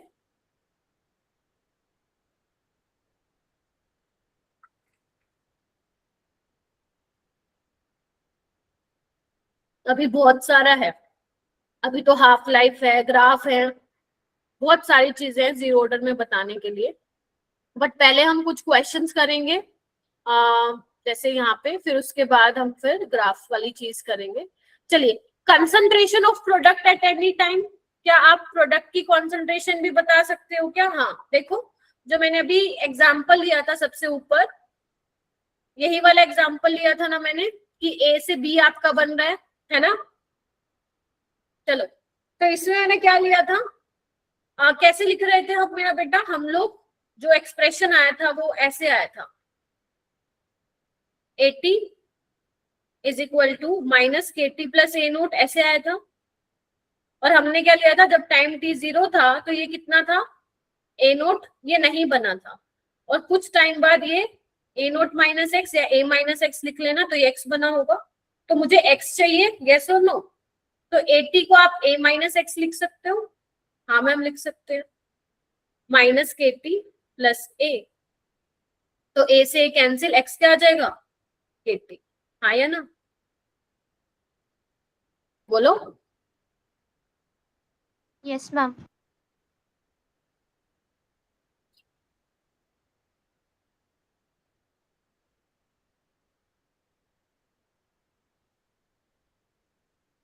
और अगर मान लो मेरे पास यहाँ पे 2 भी होता तो x कितना आता, 2 KT. निकाल के देख लो बेशक, तो क्योंकि x तो KT आता ना, राइट. तो 2x क्या होता, 2 KT नहीं आ जाता, बताइए.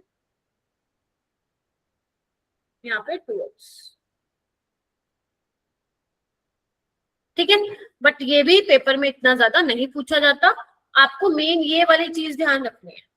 फॉर्मूला याद हो गया ना, दोहराओ दिमाग में. 80 is equal to minus KT plus A naught, where K is rate constant of reaction, A naught initial amount, 80 is left amount at time t. Formula याद हो गया, चलिए ठीक है. जब क्लास में आएंगे फॉर्मूला याद करके आएंगे. अब मैं बात कर रही हूँ हाफ लाइफ का. हाफ लाइफ क्या होती है, ये बहुत इंपॉर्टेंट है. हाफ लाइफ को हम या तो T हाफ से दिखाएंगे या हम दिखाएंगे T 50% से. घबराना नहीं है, आसान है. हाँ देखो, नई चीज पढ़ रहे हो तो टाइम तो दो अपने आप को.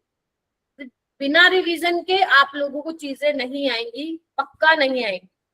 आपको मेरे पढ़ाने के बाद कम से कम आपको 2 बार प्रैक्टिस करना है. ये चैप्टर ही ऐसा है, जैसे इलेक्ट्रोकेमिस्ट्री था ना, ये भी ऐसा है.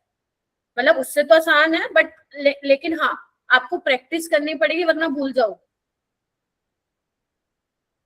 नो डाउट काम तो होगा तुम्हारे पास, because you are a JEE aspirant. तो आप रफ नोटबुक में, जैसे मैंने आपको ऑलरेडी बता रखा है, जब आप रिवाइज करते हो क्लास नोट्स, रात को करते हो, सुबह करते हो, नोटबुक बंद करके ब्लैंक पेज लो और उस पे लिखो. यार मैं तो यही करती थी, बच्चों को भी मैंने यही सिखाया हमेशा. ब्लैंक पेज लो, उस पे लिखना चालू करो, जितना आता है लिख दो, राइट. और जो भूल गए वो वापस नोटबुक से देख लो, हो गया रिवाइज. ऐसे तुम करोगे, आपको बहुत लंबे टाइम तक याद रहेगा. तो हाफ लाइफ क्या होता है, it is the time period in which half of reactant, इसका थोड़ा ना वो बढ़ाना पड़ेगा, half of reactant is reacted. क्या बोला मैंने, हाफ लाइफ क्या होगा, हाफ लाइफ का मतलब ये है या तो T हाफ या 50%. इसका मतलब होगा 50% रिएक्टेंट रिएक्ट हो चुका है, या फिर और क्या बोल सकते हो, 50% रिएक्शन कंप्लीट हो चुकी है, ये भी बोल सकते हो। अपनी भाषा में बोले तो 50% रिएक्शन कंप्लीट हो चुकी है। यस और नो? बची कितनी होगी फिर मैम? कितना बचा होगा रिएक्टेंट? 50%। आया ना? अगर मैं बोलूं, सपोज मैं बोल रही हूँ लेट्स से T75%, और इसको मैं क्या लिख सकती हूँ, T3/4 लिख दूं। हाँ, तो इसका मतलब क्या होगा, 75% रिएक्शन कंप्लीट हो चुकी है। यस और नो?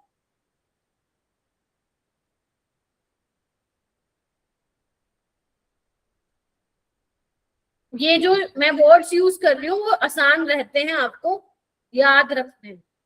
हाँ जी राजकमल, नो सोए तो मैम। नहीं? तो सो गए हो, चलो ठीक है। तो अगर एक बात बताओ, अगर रिएक्शन 50% कंप्लीट हो गई है तो बचा कितना होगा? 50%।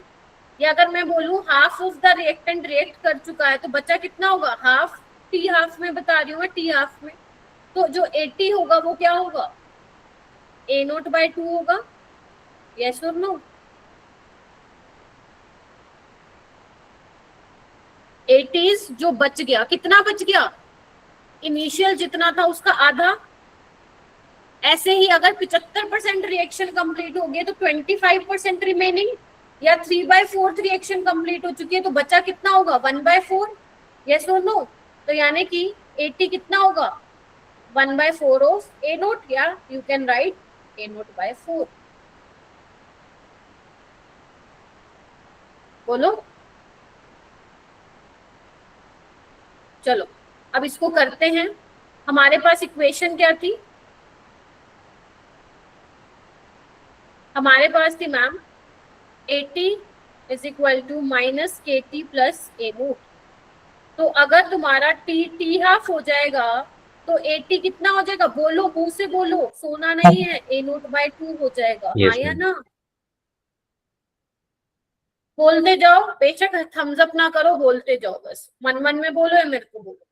तो यहाँ पे 80 को मैं A0/2 लिख दूं, माइनस KT हाफ हो जाएगा अब ये, प्लस A0। तो यहाँ से तुम्हें मैथ्स आता है मेरे से ज्यादा, क्योंकि कैलकुलेशन में तुम ही तो मेरे को बताते हो मैम यहाँ गड़बड़ हो गई मैम। तो टी हाफ कितना आएगा इसको सॉल्व करने पे? देखो ना, A0/2 के आएगा। तो यानी कि हाफ लाइफ जो होगी जीरो ऑर्डर के लिए, नोट करके लिखो, half life for zero order reaction किस पे डिपेंड कर रही है? इज डिपेंडेंट ऑन, या is depend on initial concentration of reactant. Please बताइए।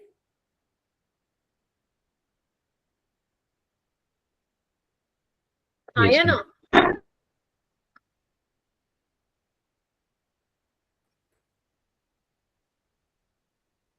ऐसे तुम हाफ लाइफ निकाल सकते हो, T75% या T3/4 निकालना। एक बार यहाँ पे कर लेते हैं हम साइड में थोड़ा सा, फिर मैं कंप्लीशन टाइम भी बताऊंगी आपको क्या होगा। फॉर्मूला ये था, अब तो आई होप याद हो गया होगा आप लोगों को फॉर्मूला। तो अब T क्या है? T3/4 है, और AT क्या है? A0/4 है ना? तो रखो इसको।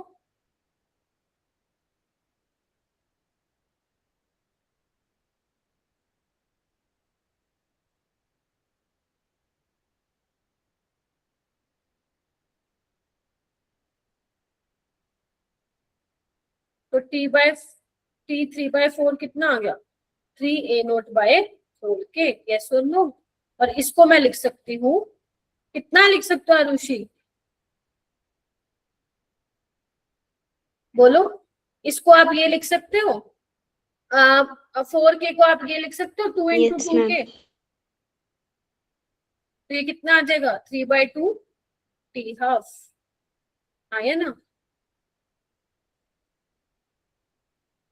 सोचो, 4k को क्या लिख सकते हो, 2 इंटू 2k, तो a नोट बाय 2k क्या हो जाएगा, टी हाफ। तो t3/4 का रिलेशन आ गया टी हाफ के साथ।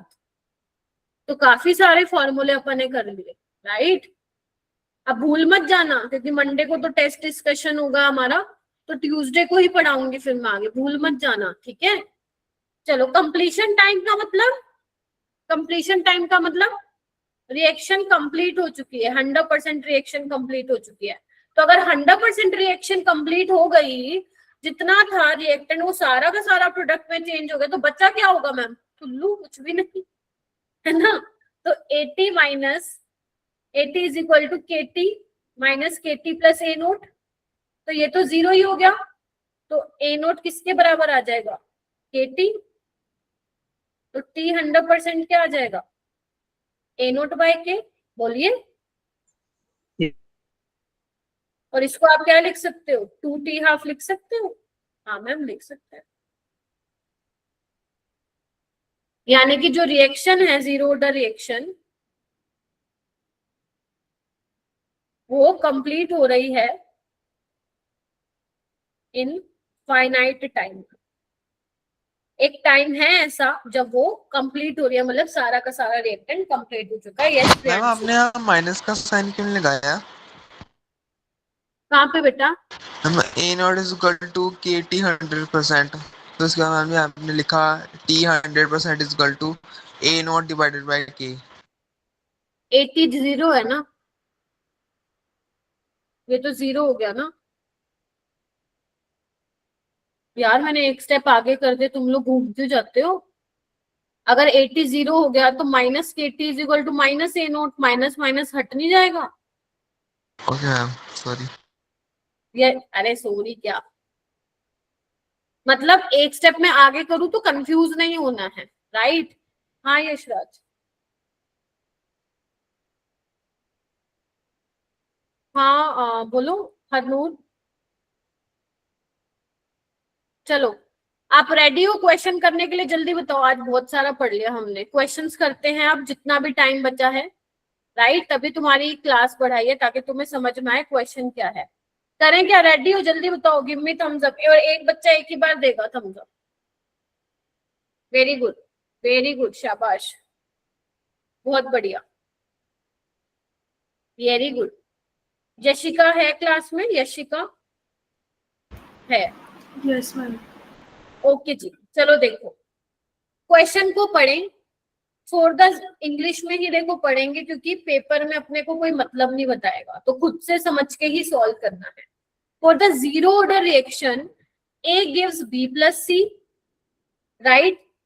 इनिशियल रिएक्टेंट ऑफ A कितना दिया हुआ है, 0.1 molar, right. If A is equal to 0.08 molar after 10, पहले तो समझो क्या दिया हुआ है, यहां तक समझ में आया। एक रिएक्शन है जिसमें इनिशियल कॉन्सेंट्रेशन कितनी दी हुई है, हम A नोट मानते हैं उसको 0.1, और 10 मिनट के बाद जो कॉन्सेंट्रेशन दी हुई है वो कितनी दी हुई है, 0.08। क्या तुम्हें समझ में आ रहा है, ये 80 की वैल्यू है जितनी बच गई 10 मिनट बाद। अब तुम्हें हाफ लाइफ बतानी है, तुम्हें कंप्लीशन टाइम बताना है। क्या तुम्हारे पास सारे फॉर्मूले हैं? हाँ मैम, हमें पता है मैम, T 100% होता है 2T हाफ। तो अगर हम T हाफ निकाल लेते हैं, जो कि क्या होगा, A नोट बाय 2K। रट लो इसको, बढ़िया तरीके से रट लो, तुम्हारे बोर्ड्स में तो सिंपल आता है। बताओ इनमें से हाफ लाइफ का फॉर्मूला क्या है।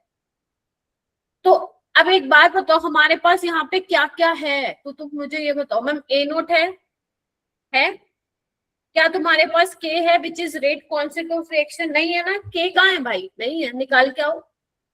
कहाँ से निकालोगे, फॉर्मूले से निकालेंगे मैम। तो यहां से निकालते हैं, 80 इज 0.08, ठीक है। ये कितना है, A नोट 0.1, और ये कितना आ गया आपका, माइनस K। अब ध्यान से देखो, मिनट में ही निकालना है तो 10। यस और नो? तो तुम्हारा यहाँ से K निकाल लो, कितना आ गया, सॉल्व करके बताओ। के कितना आ रहा है, के रेट कांस्टेंट ऑफ रिएक्शन कितना आ रहा है? 0.002 0.002 0.002 यस। देखो भाई, तो अगर 0.002 आ रहा है तो यहाँ पे पुट कर दो, ए नोट कितना है 0.1 और ये हो जाएगा 2 इंटू 10⁻³ हाँ या ना? तो बस इसको सॉल्व कर लेना। एक काम करते हैं, इसको मैं ऊपर ले जाती हूँ।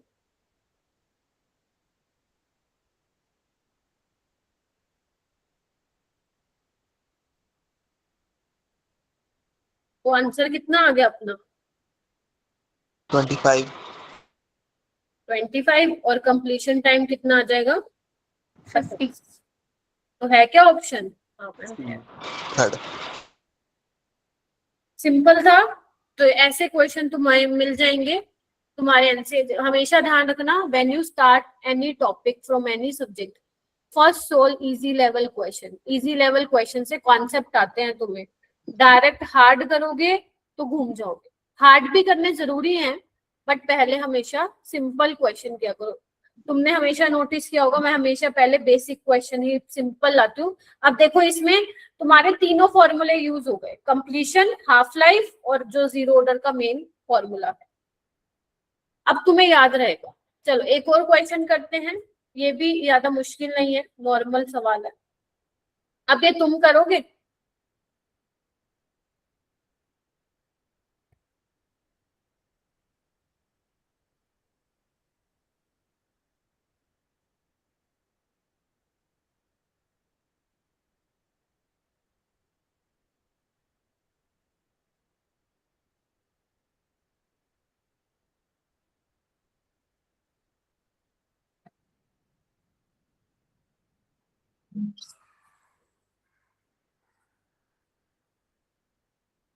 हाँ बताओ कैसे हुआ? करिए।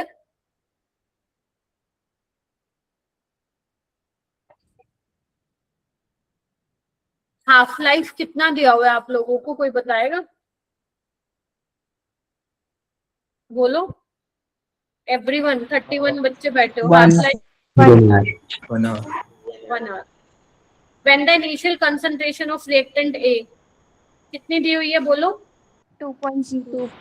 2.0 2 mole per litre. How much time does it take for its concentration to come from 0.50 to 0.25? हमें क्या बताना है? 0.50 से 0.25 आने में इसको कितना, मतलब कितना टाइम बेसिकली लगेगा if it is a zero order reaction.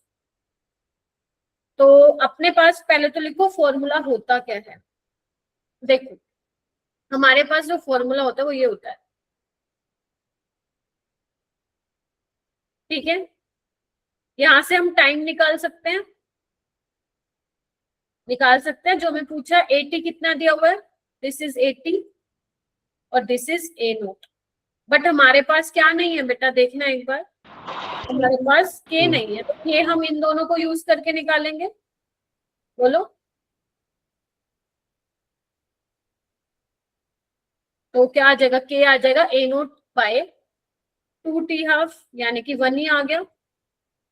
ये के आया बेटा, के। तो बस अब कर लो सोल्व।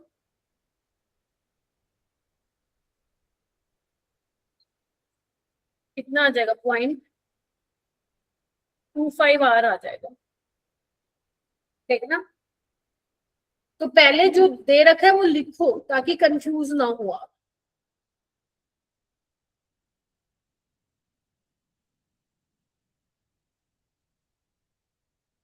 हो जाएगा।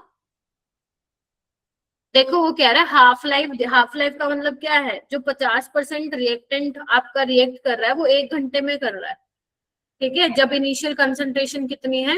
2 है, राइट? तो वो कह रहा है कि कितना टाइम, ध्यान रखो हाफ लाइफ जब 1 है तब कंसंट्रेशन 2 मोल पर लीटर है इनिशियल। तो वो कह रहा है कि जब कंसंट्रेशन 0.50 से 0.25 होगी तो कितना टाइम लगेगा। Is that clear? वो निकालना है। ये वाला क्वेश्चन सोल्व करेंगे। क्वेश्चन सोल्व करने में कोई कंजूसी नहीं भाई साहब, करो सोल्व।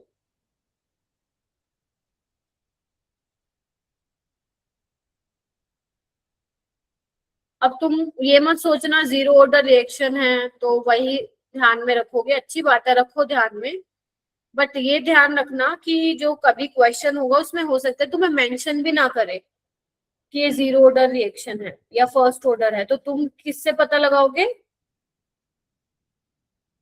रेट कांस्टेंट की यूनिट से। ठीक है जी, सॉल्व करो।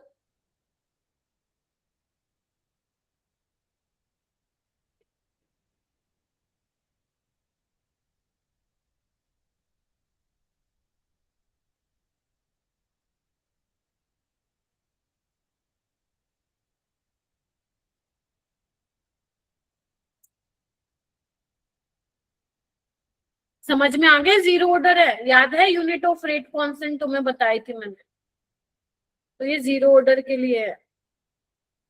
इनिशियल कॉन्सेंट्रेशन दे रखी है, आपको बी की कॉन्सेंट्रेशन बतानी है 100 मिनट बाद। तो बी की कॉन्सेंट्रेशन तो 2 kT निकलवाई थी अभी मैंने, तो 2 कितना है, ओ सॉरी के कितना है दिया हुआ है क्या? के 13। टाइम कितना दिया हुआ है? 100। तो कितना आ जाएगा?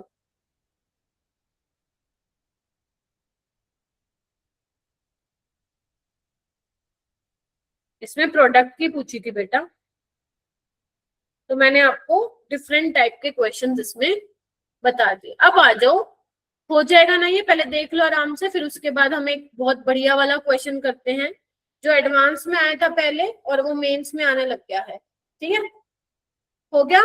चलो अब वाले क्वेश्चन में तुम्हारा लेवल बढ़ जाएगा, आ जाओ। और ये बहुत इंपॉर्टेंट सवाल है, पहले आप सुनेंगे, घर जाके इसको लिखेंगे। समझ में आया? Very very very important to clear your all concepts of zero order reaction. आ जाइए, पहले तो स्टेटमेंट पढ़ो, पढ़ो एक बार अपने आप से।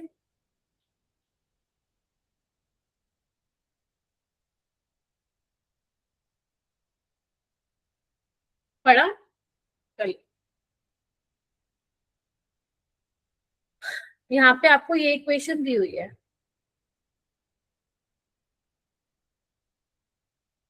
दी हुई है। अब जीरो ऑर्डर रिएक्शन का क्या मतलब है कि अमोनिया के रिस्पेक्ट में ऑर्डर क्या है? जीरो है, मतलब अमोनिया की कंसंट्रेशन पे आपका रेट डिपेंड नहीं कर रहा। रेट रेट किसके बराबर है? के बराबर है। यस और नो? हाँ या ना? तो जो रेट ऑफ रिएक्शन है वही ये हो जाएगा। बोलो, अब के क्या है यहाँ पे? ये है, तुम बताओ मेरे को क्या है ये? रेट कांस्टेंट ऑफ किसका? रिएक्शन का। इतना कंफर्म कर दो सारे बच्चे मेरे लिए, ठीक है ना? ठीक है,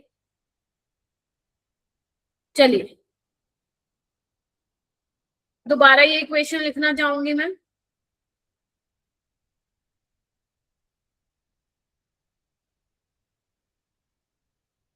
एक बात बताओ, initially only ammonia is present. अब देखो प्रेशर की टर्म्स में है ना, घबराना नहीं है। मतलब जब रिएक्शन स्टार्ट नहीं हुई थी मेरा बेटा, तो तुम्हारा अमोनिया कितना प्रेजेंट है? 3 atm प्रेशर है उसका। तब तक N2 और H2 नहीं रहे होंगे। कुछ टाइम टी बाद, कितना, 10 सेकेंड बाद, इसमें से कुछ गया होगा, मान लेते 2x गया, तो ये x बना होगा और ये 3x बना होगा। यस और नो? मतलब आफ्टर 10 सेकेंड बाद जो प्रेशर रह गया होगा अमोनिया का, दैट इज 3 - 2x, N2 का x और 3H2 का 3x। तो टोटल प्रेशर कितना होगा? इसकी वजह से, अमोनिया की वजह से, और किसकी वजह से? N2 की वजह से प्रेशर आएगा और H2 की वजह से आएगा। यस और नो? बोलो, तो ये कितना आ जाएगा? हाँ या ना?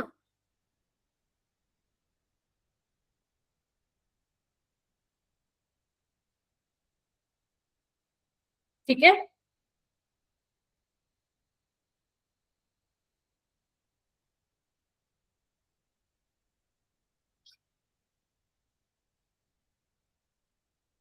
चलिए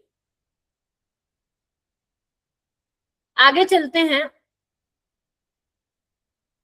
अब थोड़ा सा ना ये ध्यान से देखना, जो भी मैं तुम्हें बता रही हूँ। यहाँ पे ये क्या है, 2 अमोनिया है ना, 2 NH3 है, यस और नो। देखो ऐसी रिएक्शन है, ध्यान से देखेंगे सारे। 2A गिव्स B+C, हाँ या ना।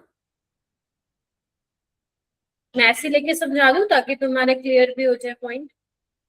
तो इसका रेट ऑफ रिएक्शन कैसे लिखेंगे, -12 dA/dt के ए की रिस्पेक्ट में जीरो ऑर्डर है, तो इसको हम कैसे लिखेंगे, यस और नो।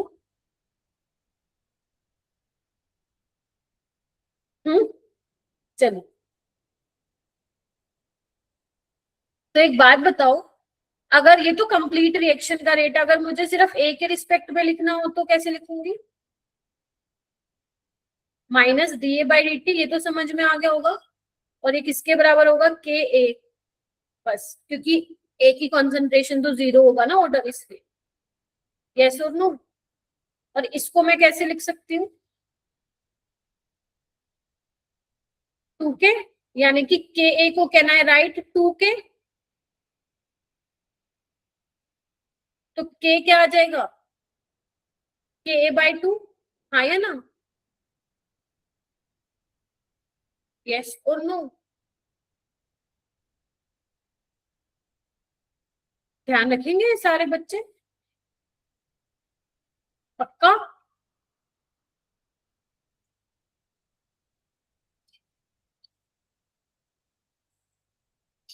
अब देखो यहाँ पे क्या था, अमोनिया था ना, 2 अमोनिया, देखो इधर। सो रेट ऑफ रिएक्शन कितना था, 0.1 था। तो क्या मैं लिख सकती हूँ, जो अमोनिया का रेट कांस्टेंट आएगा वो कितना आएगा, 2 × 0.1, यस और नो, दैट इज 0.2। बोलो हाँ या ना।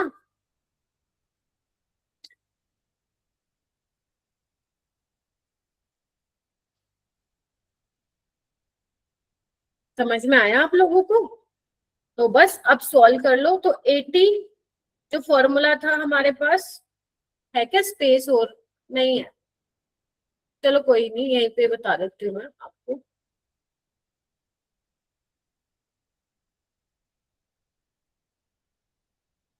ये वाला फॉर्मूला था बेटा हमारा।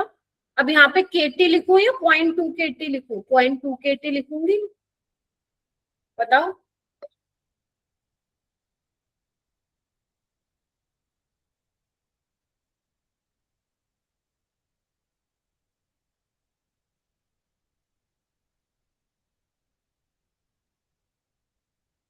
ठीक है, अब बस इसको ना थोड़ा सा अपने को सॉल्व कर लेना है। देखो अब अपने को क्या दिया हुआ है, प्रेशर अपने को क्या दिया हुआ, 80 क्या होगा, लेफ्ट अमाउंट होगा, यस और नो। ठीक है, तो आपका 80 क्या हो जाएगा, 3 - 2x हो जाएगा। बोलो, इनिशियल कितना था, 3 था, और ये कितना था, एक सेकेंड, और k कितना दिया हुआ है, 0.1, कुछ गड़बड़ तो नहीं कर देना मैंने। और टाइम दिया हुआ है आपको 10 सेकेंड।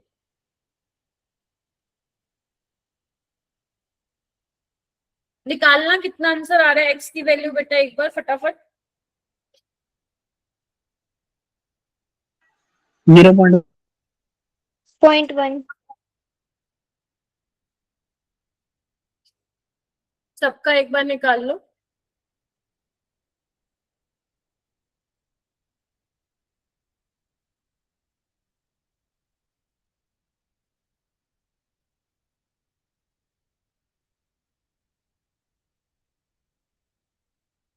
पॉइंट 1, ठीक है।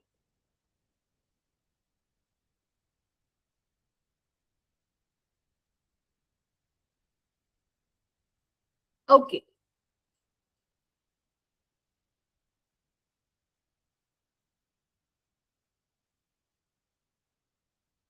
एक सेकंड, मैंने यहाँ पे कुछ एक मिनट गड़बड़ कर दिया है। अब एक सेकंड रुकना, एक मिनट रुक जाओ।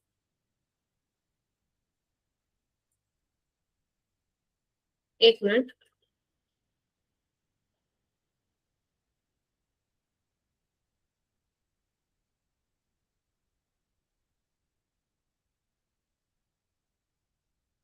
हाँ एक बार मैं फिर लिखूंगी इसको।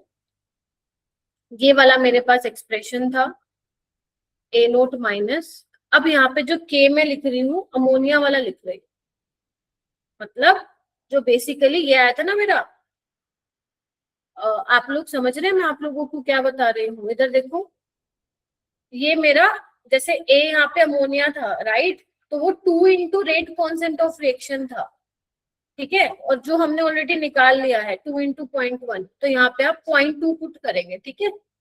बस ये एक छोटी सी गलती हो गई, ध्यान रखना ये। और इनिशियल प्रेशर कितना है 3 माइनस, अब यहाँ पे 0.2 रखना और टाइम। अब निकालो अब कितना आ रहा है, देखना अब कितना आ रहा है तुम्हारा आंसर। अब शायद 1 आ रहा होगा। टाइम आपको दे रखा है क्या? एक सेकेंड, मैं कुछ गड़बड़ कर रही हूँ क्या यार? 10 हो रखा है टाइम, तो x निकालना है, x यहाँ पे 1 आ रहा होगा, निकालना एक बार एक इसको। टाइम अपने को 10 दिया हुआ है, ठीक है, 10 सेकेंड्स दिया हुआ है, चलो ये ठीक है, सेकेंड्स में निकालना, x 1 आ गया ना, तो बस आपको टोटल प्रेशर निकालना था, तो टोटल प्रेशर कितना होगा 3 + 2 × 1 दैट इज 5। हो गया, तो ऐसे अपने को निकालना, ठीक है क्या? देखो एक बार, तो ये चीज अपन क्या करेंगे, ध्यान रखेंगे जहां पे हमारे पास क्या होगा, कोफिशिएंट होगा, ठीक है, क्योंकि मेरे पास जो माइनस DA/dt आया था वो 2K आया था, और हमारे पास जो रेट कांस्टेंट ऑफ रिएक्शन है वो कितना है 0.1 है, तो मुझे यहाँ पे 2 × K करना पड़ेगा, यानी कि 2 × 0.1 करना पड़ेगा। Is that clear? तो इसीलिए ये चीज का बस इसमें अपने को क्या रखना है, ध्यान रखना है कि कोफिशिएंट तो नहीं है, ठीक है। तो एक बार हम दोबारा से जो ये कोफिशिएंट वाले हैं एक दो और एग्जांपल लेंगे ताकि और बेटर क्लियरिटी आ जाए इस टाइप से क्या करना है। तो बेसिकली इसमें क्या था, मेन यही था देखने वाला कि कोफिशिएंट है कि नहीं, राइट, ठीक है। तो बस यही आपको ध्यान रखना था, तो आप इतना ही करो। काफी सारा करवा दिया मैंने। हाफ लाइफ का फॉर्मूला ध्यान रखोगे, कंप्लीशन टाइम का फॉर्मूला ध्यान रखोगे, राइट, और एलिमेंट्री रिएक्शन का मोलिकुलरिटी का ये सब आप ध्यान रखेंगे, और बस नेक्स्ट क्लास में एक बार ये रिवाइज करके आ जाएंगे आप लोग। फिर आगे हम चलेंगे